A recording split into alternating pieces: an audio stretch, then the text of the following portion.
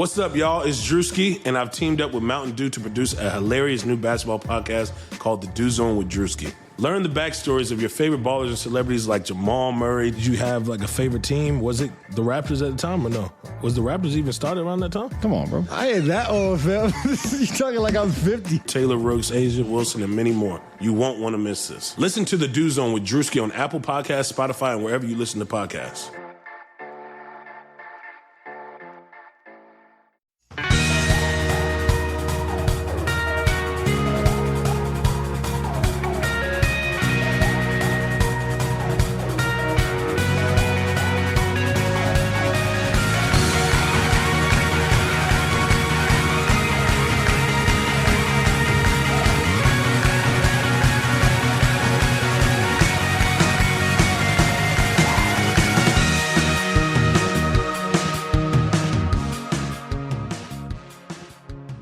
Welcome to the Timeline of Phoenix Suns podcast. My name is Mike Vigil. I'm here with my co-host Sam Cooper. Sam, how are you doing? Doing fine, Mike. Can we just let the season end already, though? Because it's just dragging on, and I'm ready for the playoffs to start right now. It feels like it's over already, right? As soon as Devin Booker rolled his ankle. Yeah, I mean, we'll talk about the Pelicans win in a minute, and that was probably the highlight of this week. It was great to see that ragtag group of questionable NBA talents win a game in overtime like that against a more legitimate team. But for the most part, I mean, today against Houston, they just got curb stomped. Everyone was Josh Jackson was a minus 40. And you just go into games like that knowing that you don't really have a chance. So I think, I don't know what the TV ratings were for that game, but I can't imagine many people are tuning in at this point. And I think we're all just basically ready for the season to end. Well, I can tell you that people weren't really tweeting about it. If that's a measure of how many people were watching it, there wasn't a lot of social interaction around that game. Actually, I mean, it's difficult to watch. Yeah, on that note, I noticed Reddit, the game threads on our Suns have been popping off this year for the most part. Like most games get about 1,000 comments, especially towards the beginning of the season when there was still some level of optimism and hope. And this one had, I think, like 130 comments by the end of the game. And, keep in mind, that's like the same 30 people commenting a few times. It felt like a throwback to like a 2014 game thread or something like that. So clearly people are not as invested in the team at this point in the season. That's what we can conclude. Well, for those who don't know, Devin Booker rolled his ankle pretty bad too. It turned sideways basically in the game against Utah, just a few minutes into the game where he looked incredible to start that game, just continuing his string of performances that he has been doing throughout these last few weeks. And, it was really hard to watch, but it was the final starter going down, basically. So that means Tyler Johnson, Devin Booker, Kelly Oubre, DeAndre Ayton, TJ Warren are all injured now. So the season, like we talked about, the season is basically over. But if you remember from the beginning of the season, one of the big talking points was the starters are doing okay. And as soon as the starters sit, the bench comes in and we get demolished. That was a huge talking point when we started this season, even before the Trevor Ariza and Ryan Anderson trades. So those starters were still relatively okay in plus minus, and then we would get demolished when the bench comes on. So as soon as the entirety of the starting lineup goes down, it's a real test to find out how bad that bench and that depth is. And surprisingly, they came out immediately. So that Utah game, it was kind of over when Devin Booker went down. You can't expect a team to rally after watching their best player go down like that and have to get sort of helped off the court. You can't really expect them to win that. And they did lose 118-97. Joe Ingles was incredible in that game. We've talked about him a lot this season. Utah just kills us. It'd be nice to get some wins against Utah next year. But the next game was New Orleans, so we do want to talk about that. What a weird game. The last time we played New Orleans was the famous Alvin Gentry timeout, the Chris Webber, the timeout that you don't have that led to the Suns winning. And this game had some bizarre moments. It went into overtime, but the real story of the game is that a team that shouldn't have won, and the Pelicans were without a few of their players too, but they still have guys that are pros. And this was more like Dragan Bender, Mikal Bridges, Josh Jackson, Elliot Kobo, and Ray Spalding. These were the guys that started this game. So you can't really expect too much out of that starting lineup, but they looked really good, and it was actually a really entertaining game, something that I didn't really expect. Maybe one of Josh Jackson's best games ever. Yeah, it was funny because we talked about last week did Josh Jackson, I think it was a win over the Cavs, was at his best game of his career. And then he comes out in this one, 35 points, 9 rebounds, 5 assists, 0 turnovers, 5 of 8 shooting from deep. He also took 5 threes. He took 29 shots in this game and didn't have a single free throw attempt, which I thought was really funny. But so he played a phenomenal game. Ray Spalding really came out in this one. I was not confident in his abilities to be a starting caliber NBA center even for a game, and he really showed out and did a great job. Had a few steals and a few blocks. Was active on the glass. Dragan Bender, I think a lot of people were talking about him because of his block numbers. But really, everyone outside of maybe Mikal Bridges in this one just played a good game, and the Suns needed that in order to win. Yeah, it was absolutely necessary. It's interesting. As a Suns fan, I want to always defend players when you talk about them doing really well in garbage time. But I think at the end of April, or at the end of the season in April, when a lot of the games don't matter, it's a little bit different. So many people are resting. So many teams are either tanking for playoff position or just trying to lose at the end of the season to get better draft picks. And, it's easy to be happy about what we see. It's just nice to see Dragan Bender have a great game. It's nice to see Josh Jackson have a great game. But it's hard to know how much that actually means, right? I'm not sure what to even make of any of this. I know a lot of people are saying it's time to re-sign Dragan Bender, and I think that that's a fair thing to say. Like we talked about on our last week's episode, he is a backup power forward. That's probably his best position, although he seems to be better and better at playing center, especially now that he has to since even Rashawn Holmes is out. But I'm just not sure that this performance is the type of thing that you can point at and say, clearly he needs to be re-signed, because I'm not sure how much teams are even trying at this point. He looked good. Josh Jackson looked good, but what does it really mean? Yeah, I agree with that assessment. I mean, look, I think at the end of the day, the fact that the Suns actually won a game is important. Towards the end of last season, they won 3 games in the last 25 games of the season or something. They went 3-22. I don't have the record off the top of my head, but it was absolutely atrocious, even worse than this year, I think. And so, yeah, I mean, you can't take much away from these games, especially when trying to decipher Josh Jackson's future 3-point shooting. That's been a big focus of conversation over the past couple of weeks. He is shooting great. He went 5 of 8 in that Pelicans game. He's shooting he's one of the best catch and shoot 3-point shooters on this team. Technically, we talked about that in previous episodes, something like 40% on threes overall since the All-Star break. But it's just, I think I remember at the beginning of the season, Josh came in and he said his goal was to get up to 32, 33% 3-point shooting in his sophomore year. And he's now officially done that, which is actually really good. The problem is that overall he hasn't had a much better season to season from his rookie year and sophomore year, because the finishing is just still so bad. Turning the ball over in transition, getting tunnel vision, the same problems that we've talked about with him constantly. It's just, like you said, how much can you really take away from these performances and hope to see continued future growth in his third season based on, these games that don't mean much. Would you pick up right now, if you had to make the choice, and we do by the beginning of July, would you pick up Josh Jackson's option right now? Yeah, probably. Given that's a tough one.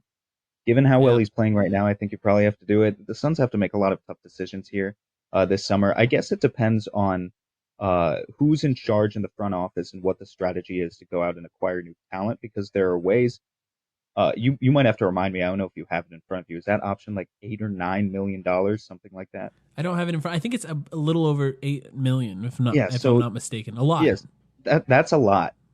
So in order to justify doing that, and then still re-signing Kelly Oubre and Rashawn Holmes, and now potentially Dragan Bender or Jamal Crawford even, or these other players, you're not going to have any money left over. I haven't run the numbers, but I know with all of that, you're not going to have money left over to go out and get free agents. If you want to acquire any talent, it's through the draft or it's through a trade, or for signing veteran minimum type players at free agency. No one big. So you have to make choices somewhere. Either you have to accept that you're not actually bringing back this entire squad. You're not bringing back Bender and maybe Holmes or Oubre, or you're going to go out and you're going to waive and stretch Tyler Johnson's contract. That's another option. Or you're going to salary dump TJ Warren's contract in a trade, or you get to keep Josh Jackson. I mean, this team won, 19 games? Are we at 19 wins right now? I believe so. Yeah, you can't afford to keep 10 of your rotation players on a 19-win team. You got to do some spring cleaning. Like, I Yeah. believe that there's, future growth out of this team that the young players can continue to develop. I've been impressed by some of the development coming out of these players, but overall, there's just no reason to keep 10 or 11 guys on a roster that won 19 games, even if they were riddled with injuries at the end of the season. It's just obviously something isn't working, and the Suns do need to make some cuts. We talked about it on our last episode as well. We want this next front office, and we're going to talk about the rumors about that in a minute, whoever they are, to really fully commit to building around Devin Booker. And I think you look at Josh Jackson as a potential guy who could fit if everything works out, but we just don't know if everything's going to work out. Not that he was bad in this Houston game, but he was a minus 40. The team got outscored by 40 points with him on the floor. And Houston's locked in. They're in playoff mode. They look good. And they came out really focused to really put it on the Suns. So I don't blame him for that. But I just think it's what it is with Josh Jackson. He goes from having one of his best games to being a minus 40 the next game. It's what makes it hard to really evaluate him as a player moving forward. I'd pick up that option too, by the way. It's $8.9 million in 2021. So that's the option we'd be looking at. He's on the team next year. He's already guaranteed that money, $7 million in 1920. 2021, $8.9 million. And this is crazy. 21-22, his qualifying offer, which I'm sure, unless things go really badly in the next 2 seasons, I'm sure he will be a free agent and get some money, a longer deal. But that qualifying offer is $11 million. So if he doesn't put it together, he's probably, that qualifying offer is not a crazy thing to try and take, because $11 million is a lot of money if he can't figure out how to put it together. But if they build around Devin Booker, to me, what you're looking at is 3 players that you're gonna keep right now, and that's Devin Booker, DeAndre Ayton, and Mikal Bridges. And every other position, you have to look at opportunities to upgrade. I know that we as fans, because this is a fan-focused podcast, just a reminder, we're not journalists. We're not at the games. We're not talking to these players. We're fans. We're just people who like to talk about this team, and we want them to succeed. There's a genuine desire for them to succeed. We're not neutral at all. So as fans, what happens is you get attached to these players. You want to be successful, but then because you've spent so much time watching them develop, you want to be successful with those players. So you become attached to them, and you want to re-sign them, and you want to see them develop. You want to see the dragon, his wings finally spread and see him fly and blow some flames. But it's just, you have to really look for every single avenue to upgrade every other position. Kelly Oubre is another guy I think that we could keep. But even that one, if you can find any way to upgrade that position, which I don't think there really is a way to upgrade from where Kelly Oubre is right now, at least not easily. But if you can find that, you have to do it. So it's just it's an interesting situation that we're in, where it's going to be difficult for whoever takes control of this front office. But I think for a lot of fans, it's going to be a difficult offseason too, because I think some people are going to move that we don't expect to move. Yeah, anything is possible. Well, actually, did you see Kelly Oubre? Since we're talking about him, he just finished with he trademarked Valley Boys today. And Yeah. Evan Sidery posted a tweet that said his analysis of that was that he expects that Oubre will unveil the official merchandise after he signs his July 1st contract extension with the Suns. A tweet which Kelly Oubre then liked. Now, I'm not trying to look too deep into that, but I think maybe Kelly Oubre has already a suspicion that the team, regardless of who's running it, is going to really try to keep him long term. Who knows how much that's going to take. But yeah, there's totally guys. I mean, people have been throwing out TJ Warren's name forever, but even fan favorites like Rashawn Holmes could very easily get lost in the shuffle this summer, Right. and not be here next season with as great of a positive contribution as he's made, because he's one of the players who I legitimately think has just been very solidly consistent in a positive way for the Suns all season long. But, when you're counting money, he could not be back. And then you get to the next tier of players, which is Dragan Bender, Troy Daniels, and Jamal Crawford are all free agents. All 3 of those guys have had their moments this season. I've been a big fan of Troy Daniels all season long. Jamal Crawford actually just had 2 kick-ass performances in a row. I mean, again, I know we got killed tonight by Houston, but he was actually efficient for a second game in a row, which was really cool. And Bender's had his moments, but I think the likelihood of those types of players being brought back is you just have to accept that it's probably not going to happen. I could be wrong, but I just don't really see it. Yeah, I want to say, first off, Evan Sidery, that was a great tweet. I love the way that the tweet just assumed that the extension was going to go down on July 1st. And I like that Kelly Oubre liked it. I think that what it shows, if it doesn't show that there's a plan in place to sign Kelly Oubre, it does show that he wants to stay. I think that's a big thing with Kelly Oubre, and that's a huge thing for Suns fans too. This is a guy who really wants to re-sign in Phoenix. Just thinking about trading Trevor Ariza for him from a guy who really could care less, who did not put the time in. He was the first guy to leave practices. A lot of the talk about him was he wasn't putting the time in and he didn't really care to be here. To move from that to Kelly Oubre, I just don't think there's any chance that this Suns brass lets him go, because if you watch any commercial right now of the Phoenix Suns, it's like 60% Kelly Oubre. He's in all of their marketing. They show a lot of him. First off, he's one of the most enthusiastic on the court whenever he does anything good. And second, he's probably has the most exciting dunks on this team. So it's easy to market those dunks. But the fact that he's also flexing immediately after the dunks and making faces and kind of doing that shoulder wiggle thing, it's easy to put on a commercial or even a photograph on Facebook or something. It just makes sense that they want to keep him. But the other point that you were talking about is letting a guy like Richaun Holmes go. First of all, his mom tweeted recently, I don't know if everyone saw that, saying, if we don't make it back to Phoenix, thank you to Suns fans. She's awesome. She's almost like another mascot for us. It's really nice to have someone on Twitter that just it pumps up Suns fans all the time and celebrates wins with us. They've been great. We've accepted them into the Suns family, and I think they've accepted us into their family. And she even came on our podcast, which is really kind of crazy to think about. So shout out to her. But I think Suns fans are talking about wanting to bring Dragan Bender back, and I think for this Suns brass, I think it's likely going to be one of those two guys. I don't think you can really keep both of them. With both of them being free agents, they're going to make money. Maybe not a lot of money, but we don't have a lot of cap space. We've talked about it. A lot of it is eaten up. Devin Booker's extension kicks in. Kelly Oubre, if we sign him, we do have his rights, and we could potentially sign players and just keep his cap hold. But even just his cap hold alone does eat up that cap space. So we're put in an interesting position here, and I think it's likely going to be one of those two guys. I think Troy Daniels, I think he's as good as gone, unless he plans on signing for an absolute bare minimum. And if he does, why wouldn't he go to a playoff team? It wouldn't surprise me that if the Warriors just picked him up because he's just a guy who can hit threes, and there's a lot of wide open threes to go around on that team. So I just don't think that he's going to be on this team next year. It's a really interesting situation, and maybe we should talk about this now. The rumors are out about who the Phoenix Suns are hiring, not necessarily to be a general manager. There was a really interesting ESPN story by Woj, of course. Woj wrote all about how the Suns have zeroed in on Jeff Bower. Jeff Bower, most recently with the Detroit Pistons, previously was the general manager of the Chris Paul team in New Orleans, who were the Hornets at the time.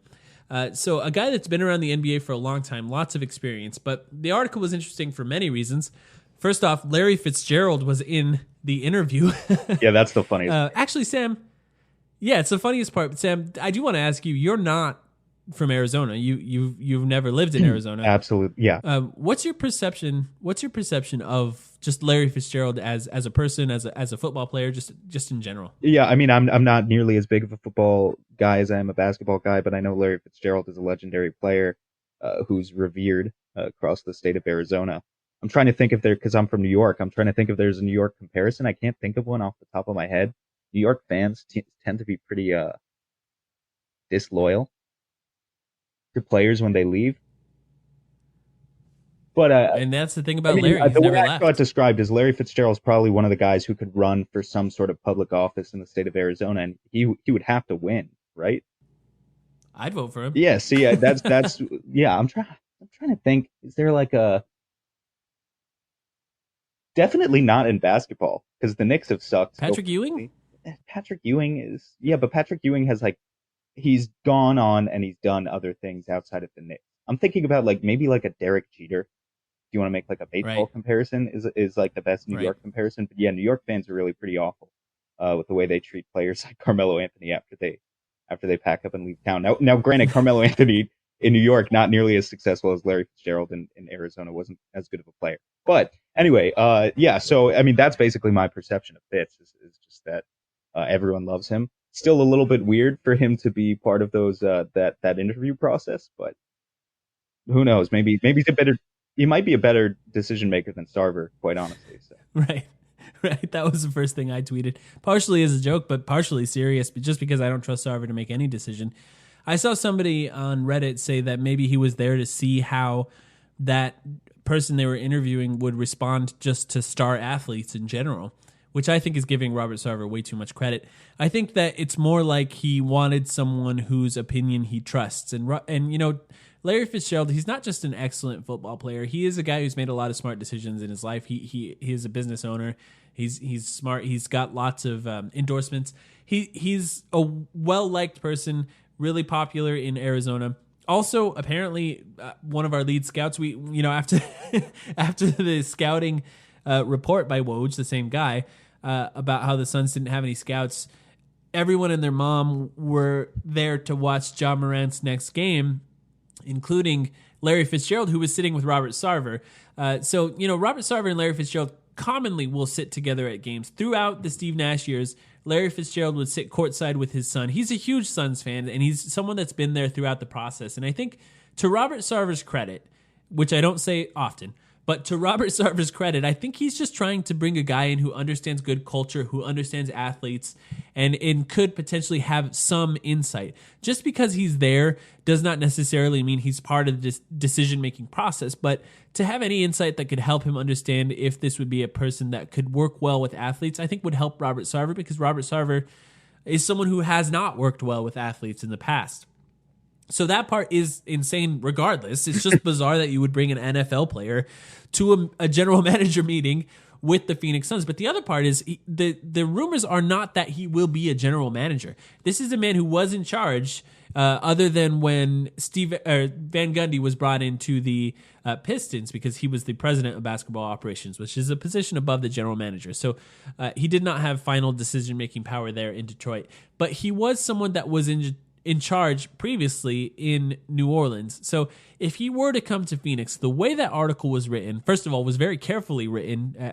They talked about it as a high up position in the front office, but not necessarily general manager. It sort of implied that James Jones would take control of that general manager position, which I don't think is that surprising, because previous to this report, there was another report where James Jones said in the next week or so, we should be more clear about the front office positions and what will be happening with the Phoenix Suns in the future. So the implication there being we should be more clear, that sort of implied I also am part of this decision-making process, I being James Jones in that scenario. So from what I can tell, this would be James Jones, general manager, and we have no idea.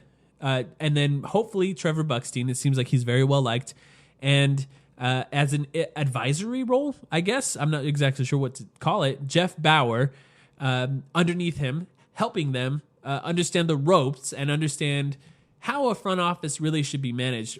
Part of the big story about the disaster that is the Phoenix Suns front office was small stuff, even like letting everyone know on other teams who to contact if they want to make a trade with the Phoenix Suns. That's the type of thing a general manager who's been in the league 20 years could help with. But, I'm not exactly sure what this is. There's a lot to talk about here. Nothing super exciting as far as Jeff Bauer as a name, but what did you think of this story, Sam? Well, I actually like Jeff Bauer as a name. I've talked at length in the past about there's no perfect candidate. Either you're going to go out and you're going to get someone who's completely inexperienced from a decision-making perspective, or you're going to get someone who's previously been an NBA general manager but either had to step down or was fired, which presumably happened because they made their fair share of mistakes. And that's the case with Jeff Bauer as well. I mean, if you look at Detroit, again, it's good that you mentioned Van Gundy being involved in the decision-making process as well, but he certainly had his fair share of mistakes in Detroit. He selected Stanley Johnson over Devin Booker, for instance, and then took Henry Ellenson in the first round in the draft after that.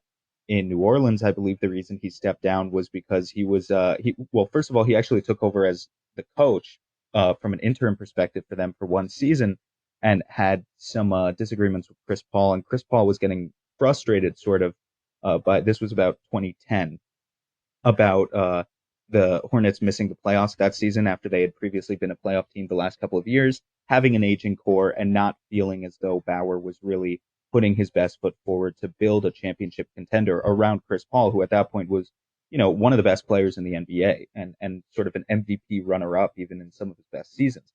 But overall, Bauer has also had a lot of successes, in terms of he brought in role players like why am I blanking? He brought in role players like Peja Stojakovic and Tyson Chandler to sort of add to a core of Chris Paul and David West that turned into, at its peak, a 56-win team in New Orleans at the time. So that was a very good team. They made the second round.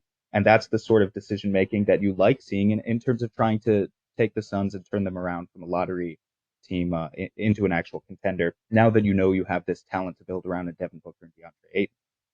From another perspective, though, I think the only thing that really worries me when we talk about all of these different guys is you have to clearly delineate the roles of each of these front office executives, and they really obviously haven't done that yet. But if you've got a guy like Jeff Bower who's experienced, and you've got a guy like Trevor Buckstein where what he brings to the table is cap and navigating those, salary cap roles. And then you've got James Jones, and he's, everybody's best friend down at the bottom floor in the practice facility, and he's buddy-buddy with the players. The only thing that worries me is really trying to figure out who's really in charge at the end of the day. There's a certain advantage to knowing who the one guy is in a front office capacity, because the more people that you start to loop into the decision-making process, the more risk averse you tend to be. There's you start to sort of come towards uniformity. No one's necessarily taking the same risks that they otherwise might if it was just a single person who was really in charge. So that's maybe the only thing that worries me about, I've got nothing against the Suns bringing in experience into their front office. In fact, that's why overall I'd applaud this as a good rule or as a good move. But I'm just curious who's really going to be the guy. To what extent will Jeff Bower, if he's brought in, of course, have final decision-making power, or is he really just going to be a yes man to James Jones and Robert Sarver at the end of the day? Right, and there's even a benefit to if James Jones was sort of to seize control of the front office to even clearing house and filling it with guys that are his guys. Not that I want that to happen again. There's been enough turnover as is, but it creates a proper pecking order where everyone understands where the buck stops and where all the information sort of rolls up to. It seems like, I've talked about it before. The more and more I've learned about James Jones, and I've always been a fan of him as a player, I think that he's capable of running a front office. I think that he understands what proper culture is for a team. He's been on some pretty incredible teams in the past. He's won championships. He's been around star players. He understands what star players need and how they should be talked to and spoken to. He understands the media really well. I think that it would work if he was in charge. And I will say that's sort of the saving grace to the story for me, because although I like Jeff Bower more than I like Kevin McHale or Jim Paxson, it's still sort of like the ham sandwich, the Subway sandwich of options. It's nothing exciting. There's nothing super fun about it, right? And this is the problem that we've talked about time and time again here, where you either get a guy who's experienced, who everyone can pick apart every single resume that move that they've ever made, or you get a guy who's completely inexperienced, and that's not great either. So I'm not expecting or asking to be super blown away by any option. But that's, I think, what's nice about this is if we kept James Jones and if we kept Trevor Buckstein, and you just added Jeff Bower in as somebody who's an experienced guy who's been around the league a long time, probably knows a lot of people, which matters too in the NBA, right? If you're trying to get a trade done and you can easily text somebody in a front office that you've spoken with in the past that trusts your judgment, that's not a terrible thing to have. That's a good thing to have as a general manager. So, from that perspective, it sounds kind of okay. It's just nothing super, super exciting. We'll see where it goes, but I will say this report was different. The reports in the past about Kevin McHale and Paxson were rumors. They sort of said the Suns are rumored to be considering these guys. This report was more like the Phoenix Suns are zeroing in on, and that combined with the other report from James Jones, who spoke on the radio about this front office clarification that's coming this week, that sort of leads to me believing that this is just on the verge of happening. But in the past, we've seen that happen before. There was a chance this last offseason that Mike Budenholzer was going to be the coach of the Suns, and then that all fell apart, and then he's now coaching the number one team in the league. So who knows? You never really know how things can fall apart and how quickly they can fall apart, especially for the Suns. It wasn't just Mike Budenholzer either. Wasn't there another coach that was supposed to be Mike? Was Mike Woodson supposed to be an assistant for us, and then that happened? I don't even remember. But yeah, it was bizarre. Yeah, that was just so bizarre. The last thing I'll say about Bower, I agree. I think I agree with you. This is probably a good idea. in theory, on paper, stacking these different front office executives with different strengths is good. Right. My worry is that in practice, it's going to be, to make a comparison to a basketball team, Goran Dragic, Isaiah Thomas, and Eric Bledsoe on the same roster at the same time. And nobody's going to really know who the fuck is in charge, and the three of them are going to clash. But as long as you really clearly define those roles and create a pecking order, as you said, should be fine. That might be my favorite take that you've ever had on this podcast. That's really good. I really want a picture of all three of them holding the same ball. Yeah, we need to get the Photoshop rolling on that one. Fire up the Photoshop. All right, let's take a quick break because I think that's going to be a nice segue into this next segment. We'll be right back. This week in Suns history. The 2013-2014 season was a season that was interesting for many reasons and has become known here on the timeline as accidentally good. The season was the first season with brand new general manager Ryan McDonough and new coach Jeff Hornacek. The assumption for many was that the team was tanking based on the moves that Ryan McDonough made, like trading Gortat for nothing and trading starter Jared Dudley for up-and-comer Eric Bledsoe. The team got off to a much better start than expected, and the entire season came down to a game on April 12th, 2014, against the Dallas Mavericks. A game in which the Suns lost 98-101 and finished the season with a 48-34 record and missed the playoffs. Called the timeout with 9.4 seconds left. Dragic with the inbound pass to Markieff Morris. He'll take the shot from the top of the key. Missing that three, the clock runs out. Dallas heading to the playoffs with the win, and the Phoenix Suns now out of postseason contention. The 101-98 win for the Mavs. This is the last chance that the Suns had to make the playoffs in recent history, and the last time the Suns had a winning record, and the only time since Steve Nash. It's also the most wins ever won by a team that didn't make the playoffs. That game against Dallas was a good game, a close game, but ultimately ended in Dallas making the playoffs and the Phoenix Suns not. This triggered a set of moves and weird seasons that really ended up in where we are now, where the team now has DeAndre Ayton, Devin Booker, and Mikal Bridges. And who knows, maybe Zion Williamson. Welcome back. I hope you enjoyed that segment that we had there. We're going to try and do a This Week in Suns History as much as we can find interesting things to talk about. There's going to be weeks throughout the summer that probably nothing has happened in the past. And it's actually kind of difficult. I learned this while researching for this segment. It's actually kind of difficult to find when certain things happened or when interesting things happened in the past. So if you have any ideas for Suns history outlines that correlate to the time of year that we are in, send them our way. Or if you have any websites that help us find any information about things that happened in the Phoenix Suns history, send those our way too, because that would help us to research a little bit. But we're going to try and do that as much as possible going forward. I can't wait for the August transaction this week in Suns history. This week in Suns history, when the Suns signed Sonny Weems from Russian juggernaut CSKA Moscow. Can't wait for those. But yeah, in all seriousness, guys, send stuff our way if you find this interesting. Yes, I'm looking forward to doing it because just thinking about this team, and it's not always going to be things that are fun to talk about, but I think there's an element of just being a Suns fan where you have to live in the wallows. You have to kind of go into the depths every once in a while, and then hopefully we can climb our way out of it eventually if Robert Sarver pulls his head out of his ass. But we should talk about not the Suns for a little while, and I know this is a Suns podcast, but the fact is the playoffs are about to start. The season is about to end. There's only one Suns game left, and there's still a lot of NBA to talk about. And Sam and I, although we watch all 82 games of the Phoenix Suns, we also pay attention to the rest of the league as well. And for that, I do want to talk about some of the awards that are about to come out. Now, we know that there's an award show that happens after the playoffs, but I think the entirety of the voting is about to begin for all of the key awards for the NBA. And I just want to break down some of those races with Sam today, and it'll help you guys to understand sort of how we feel about the NBA and the kind of players that we value. The first one I want to talk about, and it's probably not going to be super fun to talk about, but that's Rookie of the Year. This is maybe one of the greatest draft classes of all time, at least in their rookie years, right? Seriously. No, seriously, it's hands down. It's so good. It's so It really good. is.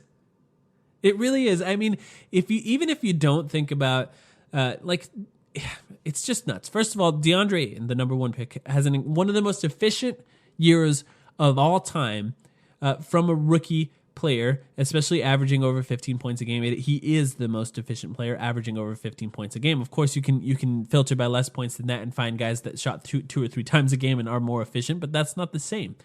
He carried a workload and is still one of the most efficient players in the NBA and continually improved throughout the year. There's the favorite, of course, Luka Doncic, who started the year looking like a 10-year veteran. And I know that Suns fans don't like to hear about this a lot, but he was absolutely incredible to start the year, and he was surrounded by the right kind of players too, so it did help him. You know, he had some shooters, he had some defenders, he had a rim runner in DeAndre Jordan, and these are all players that help complement his skill set, and he was incredible. And then you have Trae Young turning it on towards the end of the year. Trae Young was absolutely incredible since the All-Star break, leading them to victories, hitting game winners, hitting insane step-back threes. His shooting has skyrocketed, and he's already, as a rookie, one of the best passers in the NBA. And this is not even talking about guys like Jaren Jackson Jr., who is just basically out of the race because he's injured. And Colin Sexton, who's been turning it on, is actually a capable three-point shooter now. There's just so many rookies to talk about, but we do have to narrow it down on who we think the Rookie of the Year is, right? Yeah, we do. It's Luka, right? Let's just be honest. It has to be. Yeah. I figured we wouldn't disagree on this one. It's just, I really like the way Trae is playing, but I'm super excited to talk about, not specifically this race, by the way, but just that we never get to talk about the NBA. This is fun. But you have to reward the full season of work. And the fact of the matter is that if you're a Suns fan and you're mad about Luka winning Rookie of the Year because of, the fact that his team sucks in the second half of the season and he's putting up, you can't use the empty stats argument against him. His efficiency has gone down. But you're a Devin Booker fan. Like, you should know that this is the way things work. Since the All-Star break, Luka's averaging 23 points, 9.5 rebounds, 7 assists per game on 52% true shooting. It's below average, but it's still solid. His team sucks. He's doing his best to carry the load. He's just been fantastic. Like, if he was averaging 15 and 5 post All-Star break and Trae was surging the way that he currently is, then I would understand Trae coming away with it. But Luka's just stayed consistent enough throughout the season that, even if he hasn't been better than Trae in the past month, you got to give the award to him. Yeah, I agree with that, but I also don't think it's insane to vote for Trae Young. I think this race is actually really close. I think what Trae Young's done in the last month or so, maybe 2 months, is the same argument you can make about him in the last 2 months is what you made about Luka Doncic, or a lot of people made about Luka Doncic in the first 2 months. It's the not just the stats, not just the counting stats, not just the efficiency. It's the moments. It's the moments that he's had. He's had some insane moments where he's putting the team on his back at the end of games.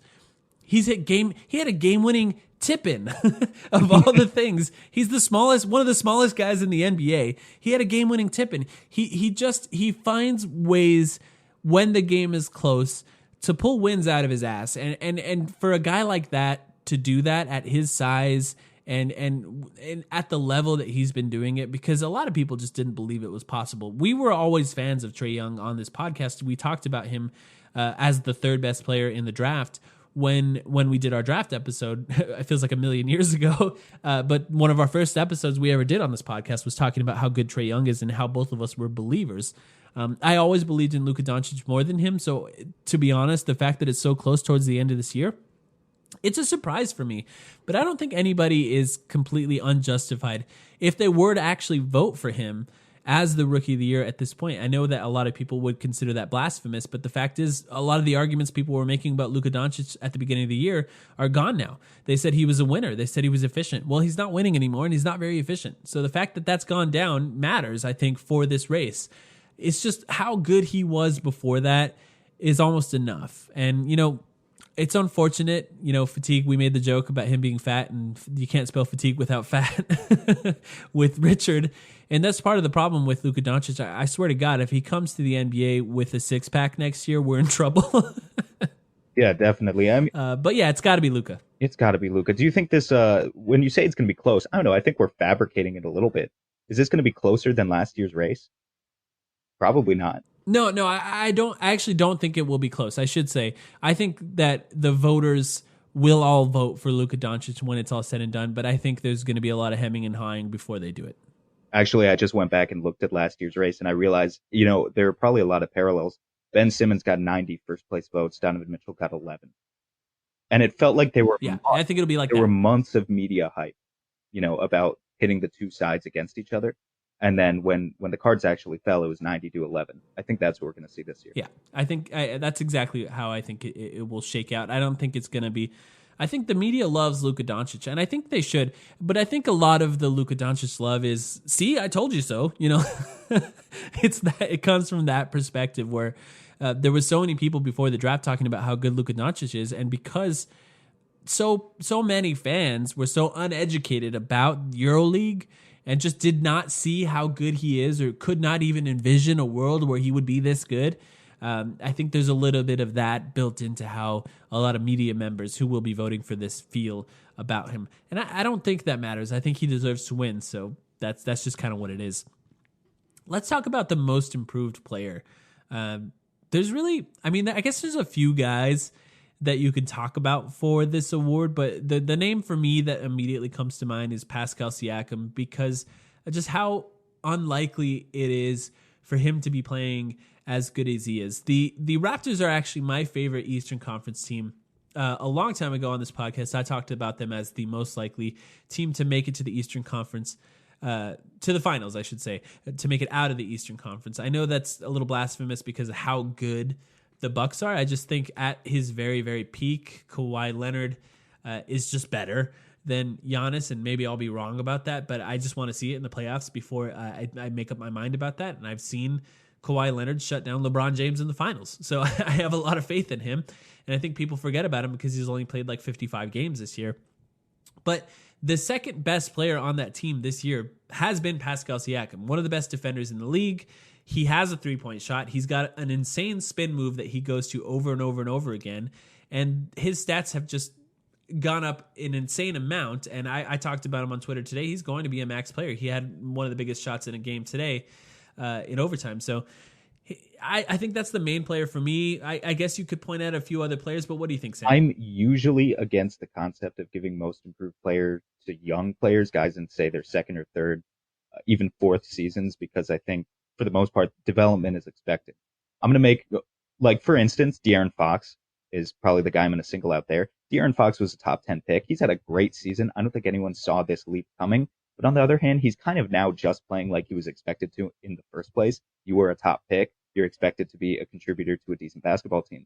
I'll make an exception for Siakam, who I do like, and I agree with you, he's probably going to win.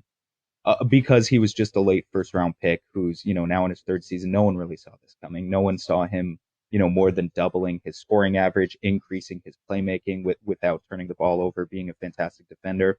You say he's the second best player on the Raptors, and that's definitely true. It's just there's so many good players on the Raptors that I guess maybe that's the only narrative that works against him. Is that, I know it's not a team award in any sense of the word, but it's just a little bit harder to measure potentially direct impact of Siakam to that whole team when you have so many experienced guys between Kawhi and Lowry and now Marc Gasol and Ibaka, Danny Green, and the list goes on and on. And so for that reason, I think there are a couple other sleepers. If you want to talk about guys who are more traditionally suited for most improved player, guys who have been in the league for a long time and then kind of just came out of nowhere with a really good season, I think Nikola Vucevic is probably the best name there.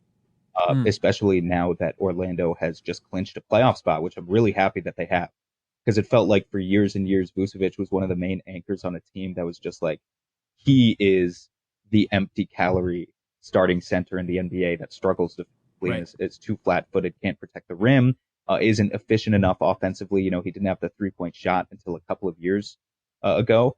And now all of a sudden it just came together. His efficiency increased across the board. His playmaking increased. They start to run their offense more through him. and you see it lead to the win total as well, that's one guy that I would like to give some respect to. I still think Siakam's probably going to run away with it at the end of the day.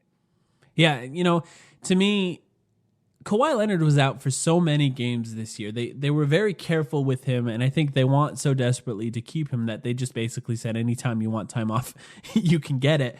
But when Kawhi Leonard was out, Pascal Siakam took that team on his shoulders, and he had many 30-point games in those scenarios, and he was clearly the best player left on that team. And I just think that's so unexpected out of a player like that's exactly what this award is for. I do like De'Aaron Fox. I like Vucevic, and even on De'Aaron Fox's own team, Buddy Hield is actually an option that you could convince me of because of how good he's been this year. It's just how unexpected that entire team was. But I think Siakam's got that wrapped up. There's probably no chance nobody else wins. To your point, Siakam had his 44-point game, because he had a few scoring explosions, but like the 44-point game he had against Washington, which was recently, it was last month, or maybe like just after the All-Star break. But that was out of nowhere, and that came with Kawhi off the floor. He just took over in that game as the leading scorer. What do you think, really quickly before we move on? What about like Paul George? I think OKC tanking in the standings recently hurts them, but Paul George, it's, because we're going to talk about MVP in a second, but it's a shame that James Harden and Giannis are just so out of this world amazing this season, because in a lot of other seasons, I think you could convince me that Paul George is really having an MVP caliber year. And I'm not sure that I saw that coming from him. I thought at this point in his career, he was just pretty stagnant with what he is as a player. But with Russ dipping in efficiency so much this season, Paul George really picked up that team and led it to some great first halves. That's an interesting one, and it leads nicely into the next discussion. I want to talk about Defensive Player of the Year, but I think that's a fair point to make, and he at least deserves to be talked about. But I also think that's just another reminder that when you have an injury as serious as Paul George had, or another example, Gordon Hayward had, it takes a long time to come back from it. It could be, and I think it's for two reasons. Physically, it takes some time to get back from it, but I think mentally it takes some time to come back from that as well, because Paul George was in the MVP race previously, before he was injured, right before he was injured, in fact. So to me, it wasn't as huge of a surprise for him to be in that discussion again, although the MVP race is so fascinating this year. The fact that he even got his name in it is kind of interesting on its own. But I think, you look at a guy like Gordon Hayward, the Celtics have been somewhat of a disappointment this year. I think there's a good chance that Gordon Hayward just comes out gangbusters next year and looks really good. And if the Celtics try blowing it up or changing the team around drastically, that's a guy that a lot of teams, I think, should target, because I think there's a good chance that Gordon Hayward has a massive season next year, because it just takes a long time to come back from an injury like that. So we'll see what happens there. But Defensive Player of the Year, so that was the other one I wanted to talk about next, because you brought up Paul George. Because Paul George was actually talked about a lot in this award, but I think it just needs to go to Rudy Gobert personally. And maybe that's because of how much he dominated the Suns defensively throughout this year, so I got to see it firsthand. He's so annoying. Yeah, it's not fun to watch, but also the way that team looks without him on the floor it's not good. He makes such a massive difference, and I think he's underrated offensively too, for the record. I think guys that big who can catch the ball just matter to an offense. They matter. The stats, the on-off stats are interesting for that team, because without Rudy Gobert, that team is not very good with Donovan Mitchell on the floor. But also without Donovan Mitchell on the floor and Rudy Gobert on the floor, that team is also not very good. So they kind of complement each other really well on that team. But I think Rudy Gobert is so important for that team because they're mediocre offensively. They have two good offensive players, really. Like I said, Rudy Gobert is underrated, but really those two offensive players are Donovan Mitchell and Joe Ingles, and that entire team is sort of carried by their defense, and their defense is carried by Rudy Gobert. So I think that people are overthinking this award a little too much, because they were just surprised at how good Paul George was, but I think it's simple. You give it to a guy that leads basically the best defensive team in the NBA and makes the largest impact on defense. So in my opinion, that goes to Rudy Gobert. And Paul George, it's unfortunate because I don't really have him for anything else, and he deserves to be recognized for this season for how good he's been. But to me, that's a Rudy Gobert award to win. Well, Defensive Player of the Year usually goes to bigs for a reason, because they just have so much impact on the game. That's just really, what being a center is all about, especially these days with all the pace and space. But I think traditionally how voters split for the Defensive Player of the Year award, you have to be on one of the best defensive teams in the NBA, first of all. There's a reason that Sean Marion, as gifted an athlete and defensive player as he was, never made all defensive team because he was stuck on a mediocre defensive team overall. And so if you look at the top 4 teams in the league by defensive rating, you've got the Milwaukee Bucks first, the Jazz second, the Pacers third, and the Thunder fourth. And that creates your race right there, because that creates the race as Giannis for the Bucks, who I don't think should win. But I think he's in there as a fancy name because the Bucks are the best defensive team. I think he has too much defensive help around him to legitimately win the award. You've got Rudy Gobert second. You've got Miles Turner in there for the Pacers, who again are third. And you've got Paul George, as you just mentioned. I'm just going to toss out Paul George and Giannis as the perimeter players. Again, I think it's really hard to really make that good of a case for Defensive Player of the Year for wings. It's just difficult. I mean, maybe that's biased and, maybe I'm not seeing some of the nuances there. But I think, like you said, when you have guys like Rudy Gobert just carrying his team defensively as much as he is, I think it's really hard to go against that. ESPN's real plus minus, if you sort by that, Rudy Gobert has the best defensive RPM in the NBA. He's first by a very wide margin, and the guys below him, a few of the guys below him are guys who don't play that many minutes. It's guys like Nerlens Noel, who's great defensively in short spurts, but not an actual challenge to him for the award. Miles Turner is sixth, and then Paul George and Giannis are down around the 19th, 20th area. So I think it really becomes a conversation of Gobert versus Turner. Turner has better block numbers, and I think like maybe if there was just voter fatigue, then you could give it to Miles Turner. But overall, I think it's hard. Not enough minutes. I mean, he plays like upper 20s minutes versus Gobert's lower 30s. Like, I think you could definitely make an argument for Miles Turner, who's been on a good team that lost its best player in Victor Oladipo and has anchored them defensively. I think a lot of the voters who are old fashioned will just appreciate the fact that Miles Turner leads the league in blocks. I think that's the way these things go a lot of the time. And obviously that's not all there is to defense, but I think you could make a good case for him. I just don't know if the voter fatigue is actually there for Gobert to lose the award fully, but I think this might be a tight race. Yeah, I think it's one of the more interesting ones. And I think, I think there's actually a good chance that Paul George wins, because a lot of people will look at this and say, well, he's not going to win MVP. And he was at times the third best player in the NBA definitively, and he deserves to be recognized for that for a reason. So I think that's the type of thinking that leads to a guy like him winning that award. And if that does happen, I think it's unfortunate. Quickly, before we get to the last two awards, I do want to say that PJ Tucker has still not made an all defensive team. So if he doesn't make one this year, I'm going to riot personally, because it's just that guy. If he doesn't get one, what even is the point? Because he's just a guy that defends 5 different positions, and he's just too good. And he is maybe the best defensive player on the Rockets, and they've had consistent defense over the last few years. So I hope he does make it this year. They're 17th in defensive rating. I'm not saying that has any bearing on PJ Tucker's defensive ability whatsoever. All I'm saying is history suggests that alone means he won't get the vote. Right. That's all I'm saying. Right. Like Houston, for better or worse, you're totally right. Yeah, they're known as the offensive 3-point chucking team, regardless of PJ Tucker's defensive contributions. Just like, the same thing happened to Sean Marion all those years in a row. But meanwhile, Kobe's on a good defensive team, not to his own merit, all those years in LA, and he racked up those awards. Got like 8 to 10 all defensive selections that he didn't deserve. Right. I mean, in reality, PJ Tucker deserved it last year, and if he gets it this year, it's because he didn't get it last year. He just deserves it. It's one of those legacy awards. It's like Martin Scorsese winning Best Director for The Departed instead of all the movies he should have won for. So, I hope that he does make a team. But last two awards, we'll start with Coach of the Year, and then we'll get into that MVP conversation at the end here. Coach of the Year is kind of interesting. There's a few different candidates. I think the most obvious one is Mike Budenholzer, and I just think he's basically guaranteed to win this award. But I think that something should be said for Nate McMillan. Nate McMillan first is the first guy I want to talk about, because they lost their best player and they just kept winning, and they kept winning and winning and winning. And, a lot of people felt like they shouldn't even been winning the way they were. They were the 3rd seed when Victor Oladipo went down. A lot of people felt like they shouldn't even have been there when he was healthy. So already he was in contention for that Coach of the Year award. And then Victor Oladipo went down, and they just continued to win. And I think something should be said for that. One, because everyone said that they were insane to hire him in the first place, narrative wise. The fact that he's been so good, I think that he deserves to be talked about for this award. And then 2, because they just continued to win, and they're so adaptable. And he's turned some guys that were sort of question marks into some really good players on that team. So I think he should be talked about. The other guy I think should be mentioned is Doc Rivers, because it's a similar situation. The Clippers just won and won and won and won, and they're winning in a tougher conference to win in.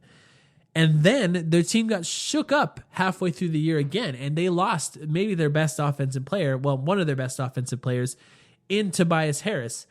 So that's another situation where the coach had to instantly and immediately adapt, and he did, and they continued to win and win and win. And a lot of that has to be said. A lot of the credit just goes to having a bunch of pros on that team, and I do understand that, but a coach still has to understand how to implement those guys and how to manage a game well, and I think Doc Rivers has done a really good job. I don't think there's a chance that either of those guys win, but I think both of them should be mentioned in this race. But it's Bud, right? Yeah, it's Bud. I mean, if you look at it, people are just going to try to separate the variables, and they're going to see a team that won like 16 or 17 more games this season with basically the same players, Right. except for the addition of Brook Lopez. And that's kind of the thing that's most fascinating to me is I just want like an intense 30 for 30 documentary on Brook Lopez's conversation with the Bucks when he decided to sign there and start chucking like 8 threes per game, something that he had never done before, and totally shook up the Bucks offensive strategy, but also just like single-handed. Is it unfair to say single-handedly turned them into an offensive juggernaut? Like Brook Lopez alone and Mike Budenholzer's coaching, and that's why he's going to win the award. They went from shooting 25 threes per game to 38.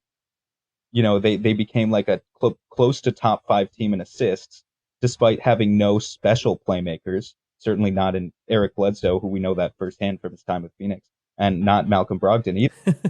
He's been good. He has been good. I'm just saying he's not like, it's not a team that you would immediately think of. There's no one on that team that has impeccable vision, not even Giannis himself. And then they also decreased Giannis's workload.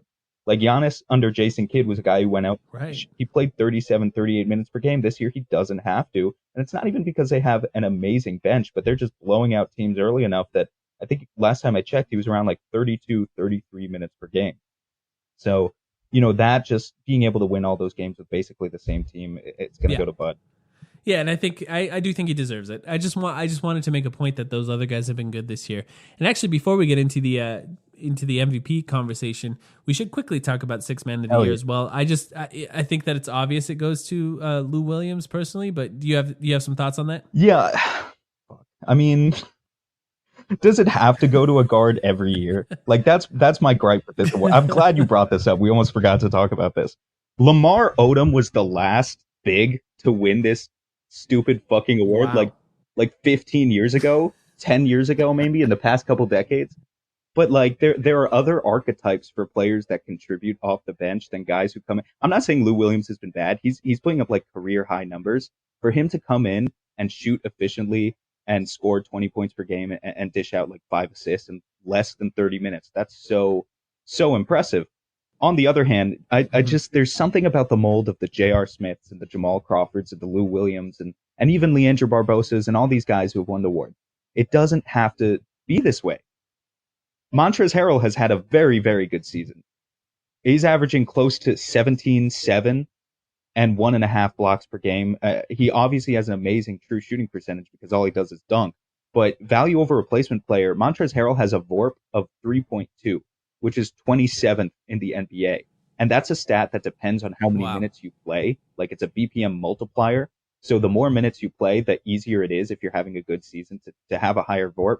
For Montrezl Harrell to be a bench player in the top 30 in the NBA in that stat, it's maybe a little bit biased because of the way that he plays as just like a big that comes in there and uses his energy to do all the work. But I think he deserves a real look. And, maybe this race doesn't have as much spewing hate from either sides because I think if it's Lou Williams and Montrezl Harrell, they're on the same team. So it doesn't really matter who wins. But I think Sabonis is another guy that you could throw into that race as well for much the same reason, especially for his increased playmaking this season and just efficiency overall. I would just like to see this award go to not a guard for once, not a 6'2" guard with poor vision. That's maybe unfair to Lou Williams, but not just a 6'2" guard who just comes off and chucks 20 shots a game. Yeah. Hey, he runs pick and rolls now. No, he does. No, and seriously, Lou Williams is He's not just isolating no, he's anymore. totally not. Lou Williams is better, and that's the funny thing, right? Lou Williams, if he wins this year, would be his third, I think, and this has been his best year of the three. So that logic right there, it just makes sense. Right. It's like Steve Nash having his most efficient season, the season he didn't win MVP because they had to give it to Nash at that point. They had to give it to Dirk at that point. You weren't going to give it to Nash 3 years in a row. It would be much the same thing here with Lou Williams. It's his best season. I just don't know. I mean, maybe that's like more of like an emotional gripe on my part than like not a logical thing. I'm just kind of tired of seeing the same exact type of player win this award every season. I think you're gonna have to wait. Yeah. It's gonna be Lou. And you know, to me, I think he might be the best player on that team, and that's enough to me for him to win that award. But yeah, you're right. Hopefully it does happen in the future, but the way the NBA works now, I just think there's no chance that a big wins anytime soon. They don't reward defense in that award. And defense is a lot of what a big would bring. There's a rare offensive, off the bench kind of guy like Enes Kanter, I guess, was a guy like that. It's just that they just would never win that award because the perception is bigs need to bring defense, but they don't award defense in that award, so it's just not going to happen. You would need to be a forward. But we should talk lastly. You need to be like maybe small a power forward, yeah. forward, maybe not a center. Yeah, that would make it more likely. I can't even think of who the best forward off the bench would be this year. That's kind of an interesting conversation. Well, it would be like the equivalent to Lamar Odom. I can't think of who it would be either, but we should just move on to MVP probably. Yeah. Well, now I'm going to think about the rest of the night. All right, MVP. There's two guys. It's a two-man race at this point. We talked a little bit about Paul George. He fell off. Some people are saying he's injured. Some people are saying he has a shoulder problem. We'll see how he looks in the playoffs. It's Giannis or it's Harden. Let's just say who we got. I got Harden. I got Harden. This is boring, dude. We think the same thing. I'm shocked, to be honest. Why are you shocked? Like, why is it not Harden? Like, maybe like I think you can argue both sides in a way that I can't. Like, I'm firmly Harden at this point. Can you explain? Not that Giannis has had a bad season, and I'll talk about that in a minute, but talk about that. Giannis has a historic season. And that's what I want to talk about. But first off, he's on the best team in the NBA. Traditionally, best player on the best team. That's who the award goes to. So the best team in the NBA, and he deserves to win from that. But also, he's probably the best defensive player on his team, and they have the number one defense. And his numbers are Shaq numbers, his efficiency, the amount he's scoring, his rebounds, but he also has 5 assists per game. So all of those combined are enough to give him that award. But the other argument I saw on Twitter that I think is an interesting argument, somebody said, when I think about this season, I think about Giannis. And I think that's actually a fair point to make. If you think about this season 10 years from now, you're probably going to think that's the year that Giannis became the best player in the NBA. And that's an argument that's easy to make. And of course with Harden, and if you want to talk about it, I'll let you talk about it, but the number one thing for him is he has the most points scored in the last 50 years besides Michael Jordan in a season. That's pretty huge. It's really fucking huge. He's breaking the game of basketball as we know it. Here's what I want to say about Giannis, first of all. Regardless of who finishes second, if it's Harden or if it's Giannis, here's my take on that. The second place finisher in this year's MVP race would be the deserving MVP in any season from like any year after Michael Jordan won his final MVP until when LeBron James started winning. They would win over Allen Iverson, Tim Duncan, Kevin Garnett, Steve Nash, Kobe Bryant, Dirk Nowitzki. I say all of those guys. Yeah. They would be deserving over all of those guys because here's an even hotter take. Like, absolutely. Talk about, oh my God, it bugs me. And maybe my age is going to show here, but I just think we're not fully appreciating how fucking good basketball players are right now. And, we're looking at all of these teams. It's not just that the pace is going up. Teams are scoring more points, and it's not because of defense either. If you compare the NBA right now to the NBA when Steve Nash first took over, in that season, the 2005 season, 5 teams had an offensive rating of at least 110.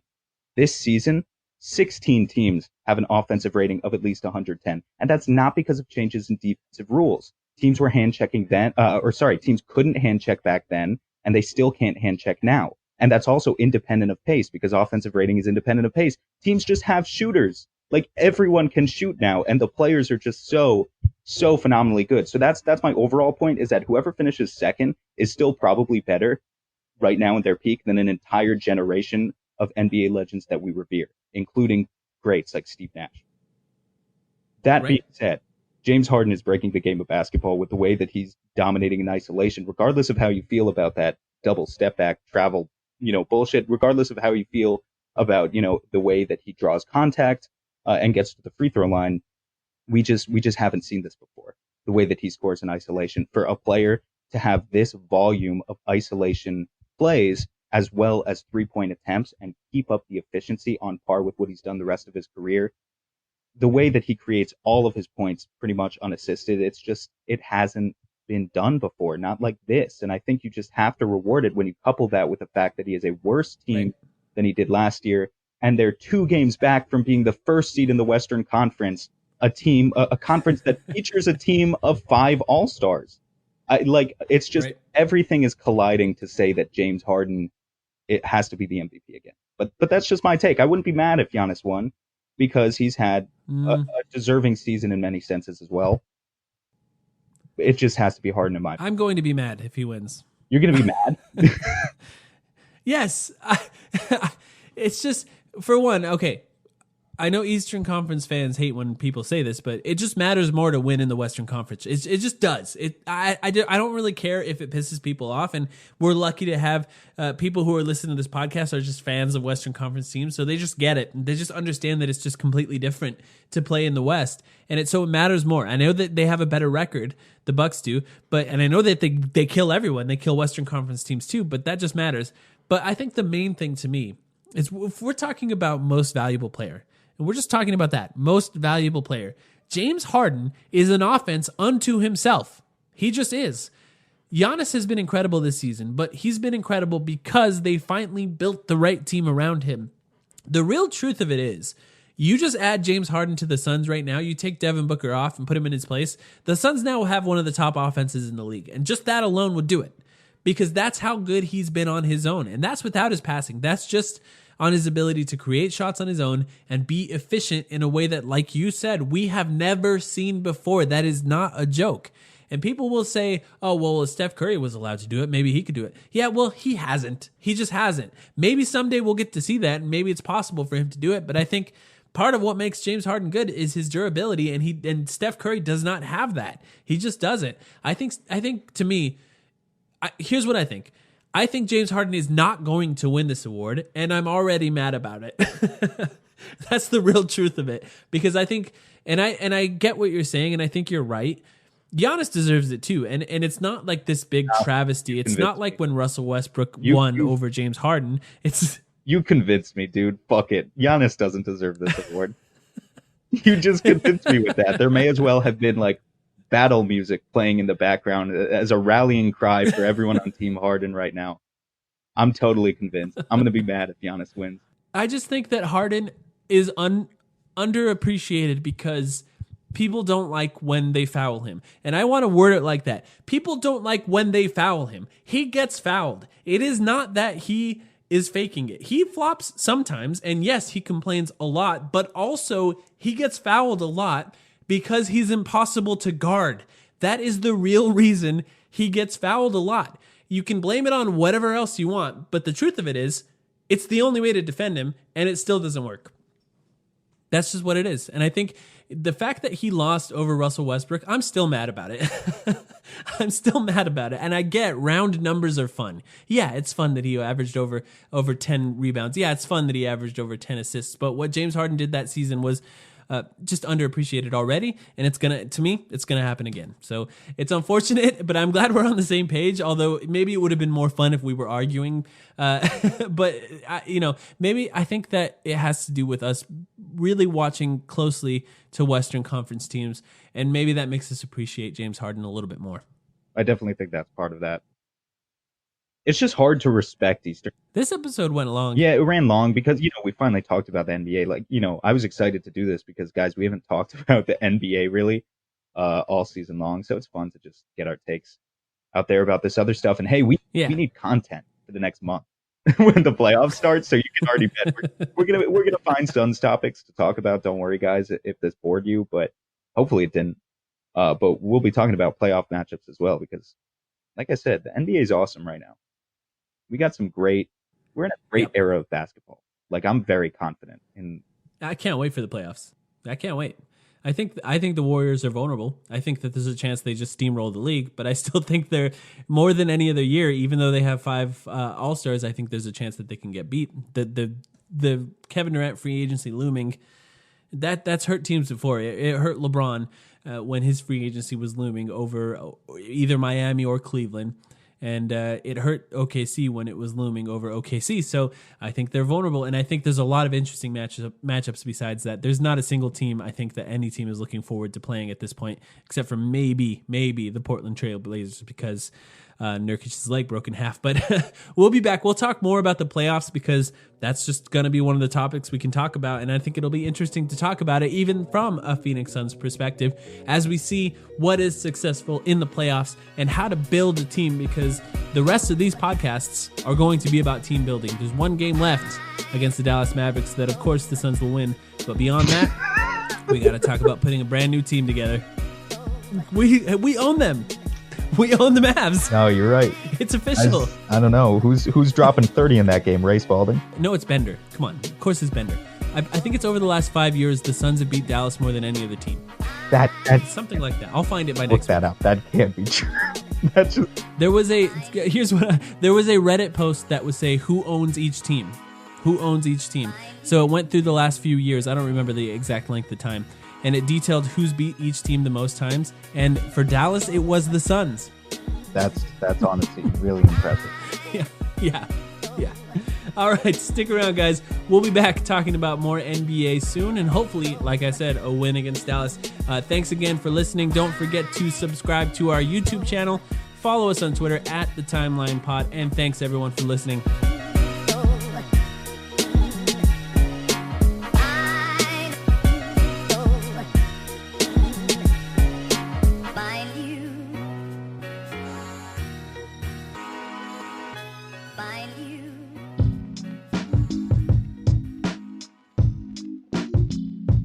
You just wrapped up another episode of The Timeline. I love this podcast. And if you're like me, you want as much Suns content as possible. That's why I listen to The Timeline every week. So if you want to go ahead and hear some more Phoenix Suns content, go ahead and listen to The Solar Panel, a Phoenix Suns show. We are available on Spotify, on iTunes, on Stitcher, on Google Play. Anywhere that you listen to podcasts, go ahead and check out The Solar Panel, a Phoenix Suns show.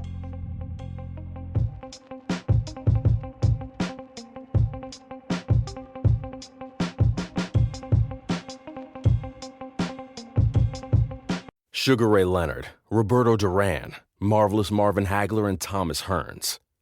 Legends, whose four-way rivalry defined one of the greatest eras in boxing history. Relive their decade of dominance in the new Showtime sports documentary, The Kings, a 4-part series premiering Sunday, June 6th, only on Showtime.